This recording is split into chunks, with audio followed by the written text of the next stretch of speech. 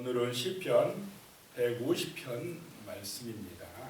드디어 시편이 이제 오늘 마지막 장을 맞았습니다. 시편은 1장은 시작할 때에 복 있는 사람으로 시작합니다. 1장에서 복 있는 사람이 어떤 사람이냐라고 말씀을 합니다. 복 있는 사람은 악인들의 꾀를 따르지 아니하고 죄인들의 길에 서지 아니하고 오만한 자들의 자리에 앉지 아니하는 자들이 복 있는 사람이다라고 하는 것입니다. 그러니까 세상의 길, 하나님 없는 그런 세상의 길로 가지 아니하고 자기 우상에 빠지지 아니하고 욕심대로 살지 아니하고 뭐 하는 사람들이냐? 시편 1장 2절에 보면 오직 여호와의 율법을 즐거워하여 그 율법을 주야로 묵상하는도다. 묵상하는도다라고 말씀하고 있습니다. 말씀을 사모하고 그 말씀을 묵상하고 말씀을 지키는 사람들이 복 있는 사람이다라고 시작합니다. 오늘 시편 150편 마지막은 어떤 사람이 되어야 하느냐라고 말씀합니까?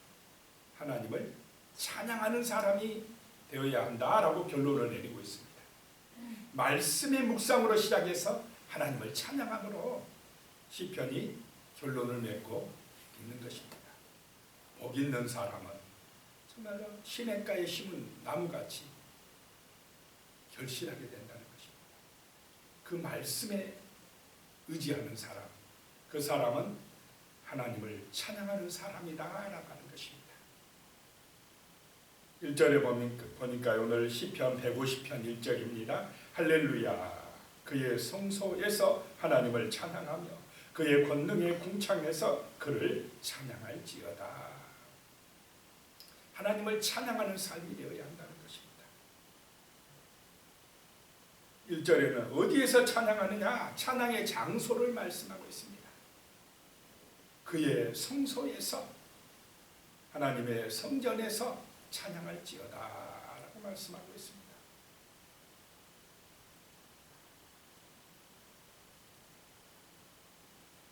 그리고 그의 권능의 궁창에서 그를 찬양할지어다.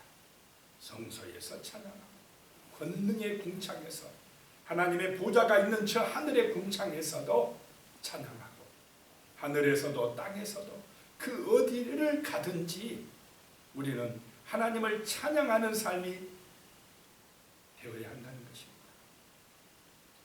하나님의 그 창조의 손길이 미치지 않는 곳이 없기 때문에 어디나 하나님의 임재가 있다는 것입니다. 하나님은 찬송을 받으셔야 된다는 것입니다. 성소에서 예배드리며 찬송하고 또 저 하늘에서 천사들이 찬송하고 우리의 삶의 현장에서 살아가는 그곳에서 우리는 하나님을 찬양하는 삶, 하나님께 영광 돌리는 할렐루야의 삶을 살아가시기를 축복합니다.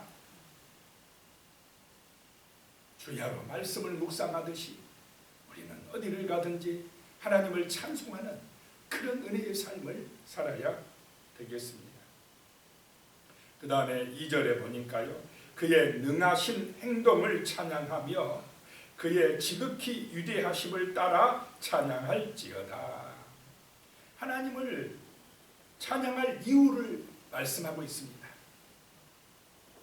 능하신 행동, 하나님의 놀라우신 그 역사, 이루신 일들 때문에 하나님을 찬송하고 하나님의 그 위대하심 때문에 하나님을 찬양할지어다 라고 말씀하고 있습니다. 역대상 29장 10절에 보면 다윗이 고백을 합니다. 여호와여 위대하심과 권능과 영광과 승리와 위엄이 다 주께 속하였사오니 천지에 있는 것이 다 주의 것이었소이다. 여호와여 주권도 주께 속하였사오니 주는 높으사 만물의 머리이시니이다. 정말 다윗의 신앙의 고백이고 하나님을 얼마나 위대하시게 보느냐라고 하는 것을 알 수가 있습니다. 하나님은 찬송 받으셔야 될 분이라는 것입니다.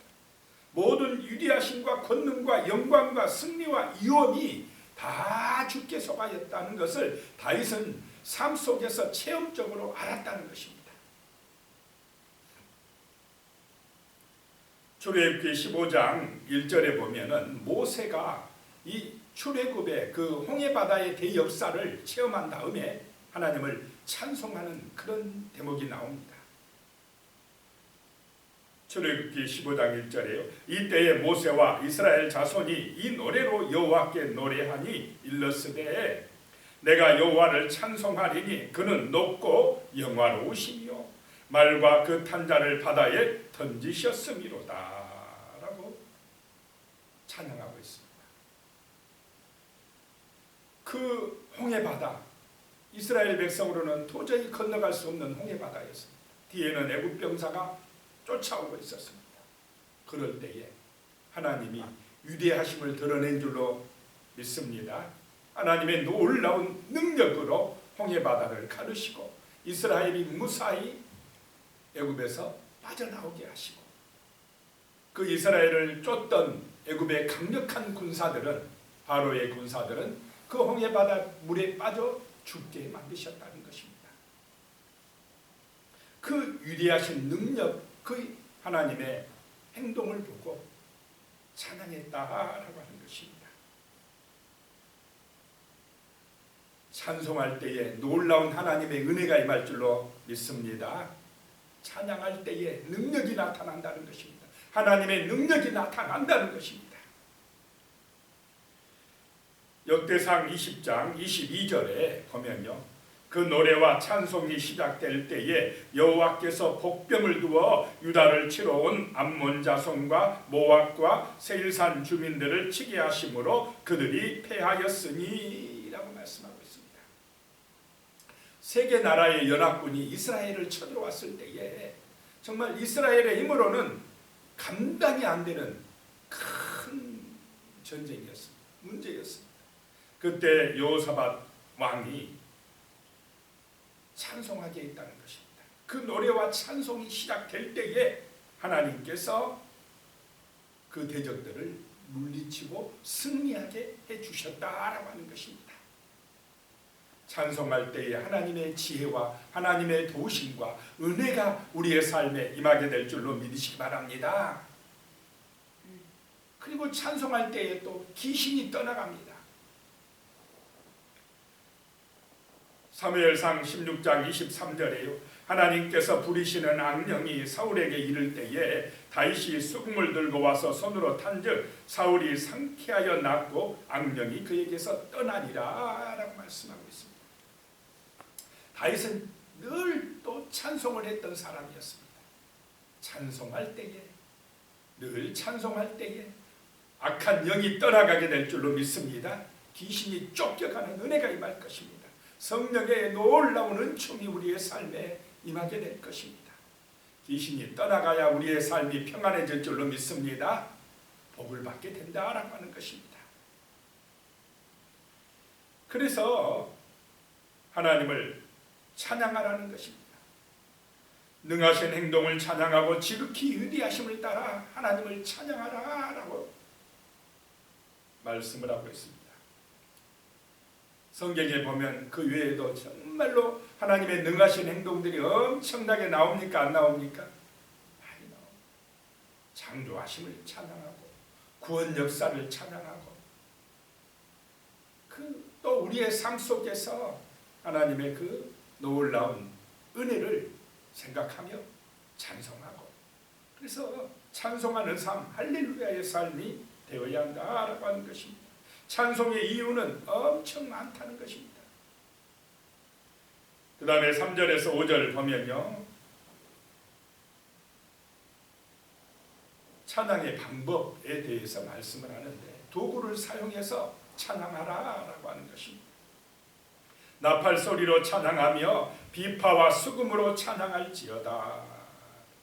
4절에요, 소고치며 춤추어 찬양하며 현악과 퉁소로 찬양할지어다. 5절에요, 큰 소리 나는 제금으로 찬양하며 높은 소리 나는 제금으로 찬양할지어다. 각종 악기를 동원해서 마음껏 찬양하라는 것입니다. 춤을 추면서 찬양하라고 말씀을 하고 있습니다. 그래서 정말 우리의 마음에서 우러나와서 하나님을 높이는 그 찬양은 마음껏 부를 때에 우리의 영이 살아날 줄로 믿습니다. 우리의 삶이 하나님의 은총과 복을 받게 될 것입니다. 6절에 보면요, 찬양의 주체 누가 찬양할 것인가 라고 말씀하는 것입니다. 6절에 호흡이 있는 자마다 여호와를 찬양할지어다. 할렐루야. 호흡이 있는 자마다 누구든지 다 하나님을 찬양해야 복을 받을 줄로 믿습니다. 다른 것을 찬양하지 마라 이 말입니다. 하나님이 창조주시오, 또 하나님이 심판자가 되시고 이 모든 삶 속에서 하나님의 능력이 역사하고 계시기 때문에 하나님을 찬양하라라고 하는 것입니다. 찬송은 하나님께 영광을 돌리는 것입니다. 우리 인간은 하나님께 영광 돌리는 그런 삶을 살아야 되게끔 만들어졌습니다. 그것이 복을 받는 길이고 형통의 길이고 구원의 길이고 영원한 생명을 사는 길이라는 것입니다. 하나님을 찬송할 때에 우리에게 능력이 임하고 축복이 임하고 삶에 정말 아름다운 향기가 나타날 줄로 믿습니다. 하나님을 찬송할 때에, 하나님께 영광을 돌릴 때에 우리는 소중한 존재가 됩니다. 그런데 하나님을 떠나버리면 어떤 존재가 됩니까? 우리는 죄악을 짓게 됩니다. 타락하게 됩니다. 우리의 존재의 가치를 잃어버립니다. 사람이 로봇을 만들 때에는 누구에게 충성하라고 로봇을 만들겠습니까? 사람에게 충성하라.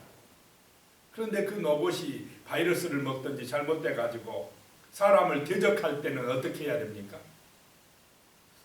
그 로봇의 가치가 없어집니다.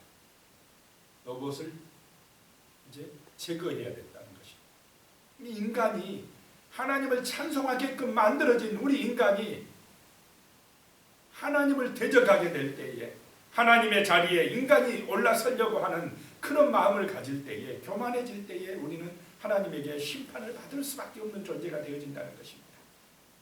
하나님을 찬송할 때는 우리는 정말로 하나님의 사랑 안에서 그 은총 안에서 복을 받게 되지만은, 그렇지 아니하고 우리의 존재의 목적인 하나님을 찬송하는 것, 하나님께 영광 돌리는 것을 잃어버릴 때는 우리는 잘못된 삶을 살게 될 수밖에 없고 하나님의 심판을 받게 된다는 것입니다. 역대상 23장 30절에 보면요, 내 자손들이 아침과 저녁마다 서서 여호와께 감사하고 찬송하며 그랬습니다. 항상 감사하고 찬송하는 삶, 복된 삶이라는 것입니다. 하나님은 그 찬송 중에 거하신다라고 말씀을 하셨습니다. 찬송하는 곳에 하나님이 함께 하신다는 것입니다. 시편 22편 3절에요, 이스라엘의 찬송 중에 계시는 주여, 주는 거룩하시니이다 라는 말씀입니다. 이 시편 150편은 할렐루야로 시작해서 할렐루야로 끝나고 있습니다. 호흡이 있는 자마다 여호와를 찬양할지어다 라고 시편이 결론을 맺고 있습니다. 참으로 우리의 삶에서 늘 이렇게 찬송하는 삶이 되시기를 축복합니다.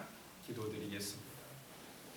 하나님 아버지, 성소에서도 찬양하며 하늘의 궁창에서도 찬양하며 우리의 모든 삶 속에서도 하나님을 찬송하는 삶이 되게 하여 주시옵소서. 하나님의 능하신 행동을 찬양하며 지극히 이디하심을 찬양하는 그런 하나님께 영광 돌리는 믿음의 삶을 살아갈 수 있게 도와주시옵소서. 그리함으로 찬송 중에 거하시는 하나님의 은혜가 우리의 모든 삶 속에 능력이 되어 축복이 되어 임하게 하여 주시옵소서. 하나님과 동행하는 은혜의 삶, 하나님이 주시는 놀라운 은총을 받아 누리는 그런 복된 삶을 살아갈 수 있도록 도와주시옵소서. 참으로 우리가 모든 삶 속에서 할렐루야 할 수 있게 하여 주시며 하나님께 영광 돌리는 찬송의 삶을 살아갈 수 있도록 축복하여 주시옵소서. 예수님의 이름으로 기도드리옵나이다. 아멘.